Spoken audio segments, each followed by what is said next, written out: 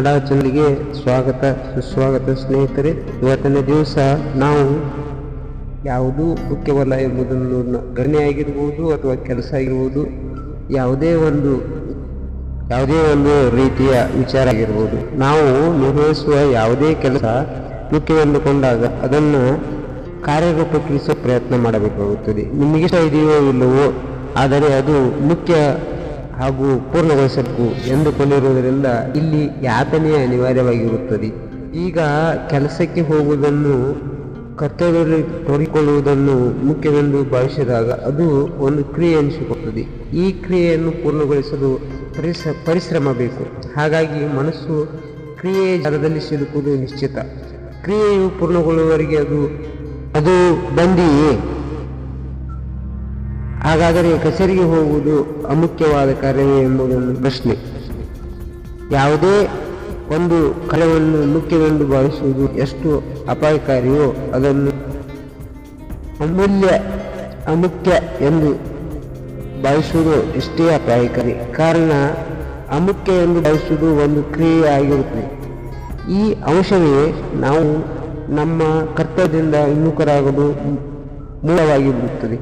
ಒಟ್ಟಿನಲ್ಲಿ ಈ ಎರಡು ಮನಸ್ಥಿತಿಯಲ್ಲಿ ನಮಗೆ ಪ್ರಾಪ್ತಿಯಾಗುವುದು ಕೇವಲ ಯಾತನೆಯಷ್ಟೇ. ಇಲ್ಲಿ ಕೆಲಸ ಮಾಡಿದರೂ ಮಾಡದಿದ್ದರೂ ಮನಸ್ಸಿಗೆ ವಿಮೋಚನೆ ಇರುವುದಿಲ್ಲ.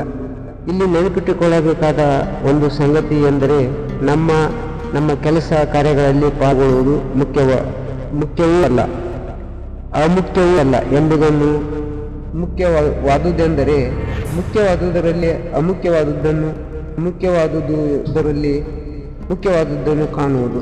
ಅರ್ಥಾತ್ ಕ್ರಿಯೆಯಲ್ಲಿ ನಿಷ್ಕ್ರಿಯತೆಯಲ್ಲಿ ಕ್ರಿಯೆಯನ್ನು ಕಾಣುವ ಮನಸ್ಥಿತಿ.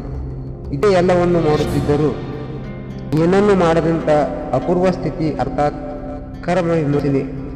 ನಾನು ಏನನ್ನೂ ಮಾಡುತ್ತಿಲ್ಲ ಅಥವಾ ಎಲ್ಲವೂ ತನ್ನೊಟ್ಟಿಗೆ ತಾನೇ ನಡೆಯುತ್ತದೆ ಎಂಬ ನಿರ್ಲಿಪ್ತ ಪ್ರಭಾವ ವೃದ್ಧಿಯಾದಂತೆಲ್ಲ ನಿಮ್ಮ ಬದುಕು ಕರ್ಮದ ಸಂಕೋಲೆಗಳಿಂದ ಬಿಡುಗಡೆ ಹೊಂದಿ ನೀವು ತಲುಪಿಕೊಳ್ಳಬೇಕಾದ ವ್ಯವಸ್ಥೆಯತ್ತ ತಾನಾಗಿ ಚಲಿಸತೊಡಗುತ್ತದೆ. ದುರಂತ ಸಂಗತಿ ಎಂದರೆ ಇಂದು ಬಹಳಷ್ಟು ಮಂದಿ ತಾವು ಕಾರ್ಯನಿರ್ವಹಿಸುವ ಕೆಲಸಗಳನ್ನು ಸುಮ್ಮನೆ ಮಾಡಲಾಗದೆ ಅಥವಾ ಕರ್ತವ್ಯವನ್ನು ಸುಮ್ಮನೆ ಮಾಡಲಾಗದೆ ವೃಥಾ ಅವುಗಳಿಗೆ ಮಾತು ನೀಡುತ್ತಾ ಇಡೀ ದಿನ ಕ್ರಿಯೆಯ ಜಾಲದಲ್ಲಿ ಬಂದಿಯಾಗಿರುತ್ತಾರೆ. ಇಂಥವರು ಕೆಲಸ ಬಿಟ್ಟು ಮನೆಗೆ ಬಂದರೂ ಅಲ್ಲಿಯ ತಲೆನೋವನ್ನು ಹೊತ್ತೆ ತರುತ್ತಾರೆ, ಮನೆಯ ಮಂದಿಗೂ ತಲೆನೋವಾಗುತ್ತಾರೆ. ಹಾಗಾಗಿ ಇವರು ಕೆಲಸಗಳಿಗೆ ಹೋಗುವುದೇ ಕಾಯಿಲೆಗಳನ್ನು ತರಲಿಕ್ಕೆ. ಆದರೆ ನಾವು ಒಂದೇ ಒಂದು ದಿನ ಕೆಲಸಕ್ಕೆ ಹೋಗದಿದ್ದರೆ ಸಾಕು, ಏನೆಲ್ಲ ಆತಗಳು ನಡೆಯುತ್ತವೆ ಎಂಬುದನ್ನು ದೊಡ್ಡ ಪಟ್ಟಿಯನ್ನು ಮಾಡಿಕೊಳ್ಳುತ್ತಾರೆ. ನಾವು ಕೆಲಸಕ್ಕೆ ಎಷ್ಟು ಮುಖ್ಯರು ಅಥವಾ ಅಮುಖ್ಯರು ಎಂಬುದರ ಅರಿವು ನಮಗಾಗಬೇಕಾದರೆ ಒಂದು ವಾರ ನಾವು ನಮ್ಮ ಕೆಲಸಕ್ಕೆ ರಜಾ ಹಾಕಿ ನೋಡೋಣ. ಅಥವಾ ನೀವು ಹೋಗಲೇಬೇಕು ಎಂದು ಕೊಂಡಿರುವ ಸಭೆ ಸಮಾರಂಭಗಳಲ್ಲಿ ಹಾಜರಾಗಿರಿ. ಕುಟುಂಬ ಸದಸ್ಯರೊಂದಿಗೆ, ಪರಿಚಿತರೊಂದಿಗೆ ಯಾವ ಸಂಪರ್ಕವೂ ಇಲ್ಲದೆ ಹಾಗೆ 4 ದಿನ ಎಲ್ಲಿಯಾದರೂ ಅಜ್ಞಾತವಾಗಿ ಹೋಗಿಬಿಡಿ. ಒಂದೇ ಒಂದು ದಿನ ನಿಮ್ಮ ಬಾಯಿಗೆ ಬೀಗ ಹಾಕಿಕೊಂಡು ಸಂಪೂರ್ಣ ಮೌನಲೋಕದಲ್ಲಿದ್ದು ಬಿಡಿ. ಏನಾಗಬಹುದು? ಆರಂಭದಲ್ಲಿ ಕೆಲಸ ಕಾರ್ಯಗಳು ಸ್ವಲ್ಪ ಕುಂಠಿತಗೊಂಡಂತೆ ಕಾಣಬಹುದು.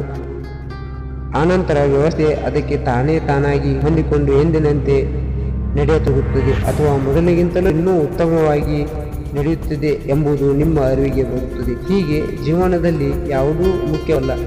ನಾವಾಗಲಿ ಇನ್ನೊಬ್ಬರಾಗಲಿ ಜೀವನದಲ್ಲಿ ಮುಖ್ಯ ಎನಿಸುವುದೇ ಇಲ್ಲ ಎಂಬುದನ್ನು ಇವತ್ತಿನ ವಿಡಿಯೋದಲ್ಲಿ ತಿಳಿದುಕೊಂಡಿದ್ದೇವೆ. ಈ ವಿಡಿಯೋ ಇಷ್ಟವಾದಲ್ಲಿ ನೀವು ದಯವಿಟ್ಟು ಲೈಕ್ ಮಾಡಿ, ಸಬ್ಸ್ಕ್ರೈಬ್ ಮಾಡಿ ಮತ್ತು ಶೇರ್ ಮಾಡುತ್ತೀರೆಂದು ಭಾವಿಸುತ್ತಾ ಈ ವಿಡಿಯೋವನ್ನು ಇಲ್ಲಿಗೆ ಮುಗಿಸುತ್ತೇನೆ. ಧನ್ಯವಾದಗಳು.